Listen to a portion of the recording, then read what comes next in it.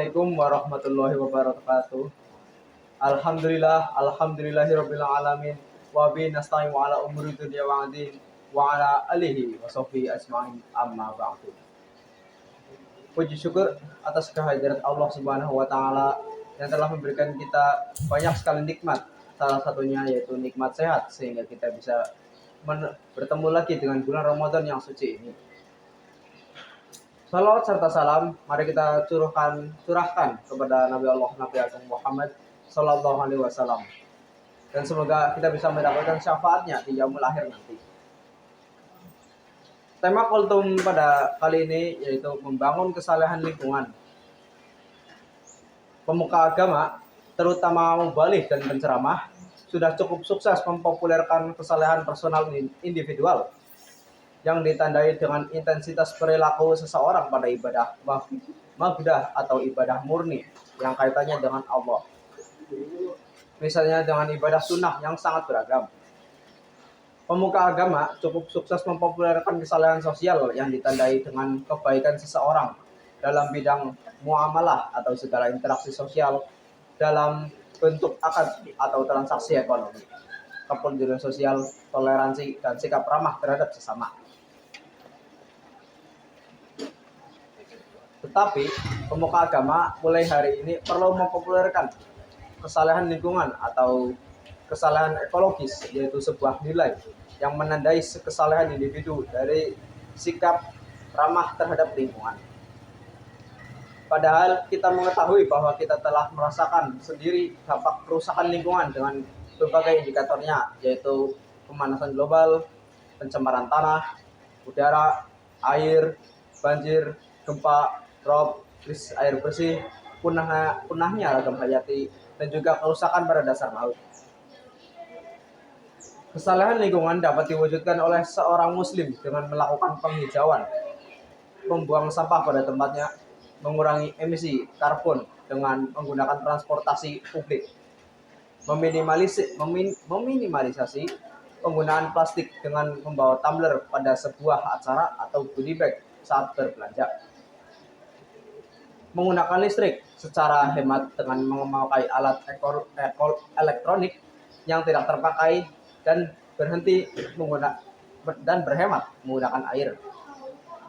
Kecuali itu, kesalehan lingkungan dapat diwujudkan dengan menghindari pembukaan lahan dengan cara pembakaran hutan, penangkapan ikan dengan alat berat, pengusiran hama dengan pestisida atau zat berbahaya lainnya, alih fungsi lahan, pengusiran lahan hijau menjadi lahan perumahan atau lahan industri, ekstraksi besar-besaran sumber daya alam, dan tindakan mafsadah atau tindakan yang merusak alam. Islam sendiri menitipkan amanah penciptaan manusia sebagai khalifah yang menjaga kelestarian alam dan keberlanjutan bumi. Surat Al-Baqarah ayat 30 mengisahkan rencana Allah terkait penciptaan manusia kepada malaikat. Bismillahirrahmanirrahim. Wa iz qala rabbuka lil malaikati inni ja'ilun fil ardi khalifatan qalu ataj'alu fiha may yufsidu fiha wa yasfiku dima. Yang artinya, ingatlah ketika Tuhanmu berkata kepada malaikat, aku berencana menciptakan khalifah di muka bumi. Malaikat menjawab, apakah kau akan menciptakan makhluk yang merusak dan bertikai menumpahkan darah di dalamnya? Surah Al-Baqarah ayat 30. Dari ayat ini kita mendapatkan isyarat bahwa manusia diciptakan untuk merawat bumi, tidak merusak dan menumpahkan darah. Ulama dulu bersepakat bahwa tindakan merusak adalah perbuatan maksiat yang hari ini tidak hanya diartikan sebagai maksiat personal individual, maksiat sosial, tetapi juga maksiat ekologis atau dosa lingkungan karena berdampak pada mafsadah atau kerusakan alam. Kita perlu menginternalisasi nilai-nilai kesolehan lingkungan sehingga tertanam dalam diri kita sebuah dosa menurut syariat ketika kita melakukan mafsadah atau tindakan kerusakan terhadap alam atau lingkungan. Sebaliknya, kita akan mendapatkan pahala atau kebaikan menurut syariat bila melakukan tindakan ramah lingkungan. Allah berfirman, wala tufsidu fil ardi ba'da islahiha, yang artinya janganlah kamu berbuat kerusakan di bumi setelah diciptakan dengan baik. Quran surat Al-A'raf ayat 56. Sementara kita mengetahui kaidah usuliyah yang mengatakan an-nahyu yadhulu ala fasadli manhiyi anhu, atau larangan agama menunjukkan mafsadah atau kerusakan menurut syariat pada tindakan tersebut. Dalam konteks ini berbuat kerusakan di muka bumi. Oleh ulama tafsir zaman dahulu, abad pertengahan, mafsadah pada ayat ini dipahami sebagai perbuatan dosa atau maksiat yang bersifat personal individual. Hal ini dimaklumi karena masalah lingkungan yang belum menjadi masalah manusia pada zaman tersebut. Sedangkan krisis lingkungan menjadi ancaman umat manusia abad ini yang terus mengalami eskalasi pasca revolusi industri dan perkembangan teknologi.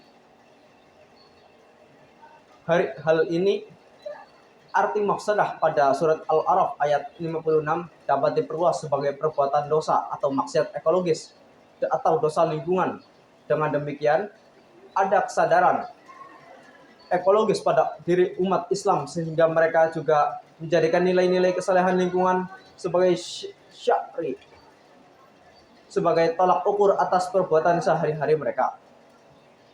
Kita pun menyadari bahwa kesalahan ekologis atau kesalahan lingkungan, demikian juga dosa lingkungan atau maksiat ekologis, memerlukan sosialisasi, dakwah, dan ceramah dalam jangka waktu agak panjang untuk menginternalisasi nilai-nilai kesalehan ekologis di masyarakat. Pasalnya, kajian Islam dan lingkungan terbilang kajian yang jauh lebih mudah dibandingkan dengan kajian Islam lainnya, seperti relasi Islam dan perempuan atau Islam dan sains itu sendiri. Penulis kira krisis lingkungan atau perubahan iklim merupakan bahaya dan ancaman di depan mata umat manusia hari ini. Inilah saatnya bagi kita, umat beragama, untuk berkontribusi melestarikan lingkungan, menjaga keasrian bumi, dan merawat alam semesta, baik laut, hutan, gunung, daratan, dan juga udara yang menjadi ruang hidup kita bersama. Ini saatnya kita memulai gerakan penyadaran pada bentuk kesalehan baru. Kalau bukan sekarang, kapan lagi?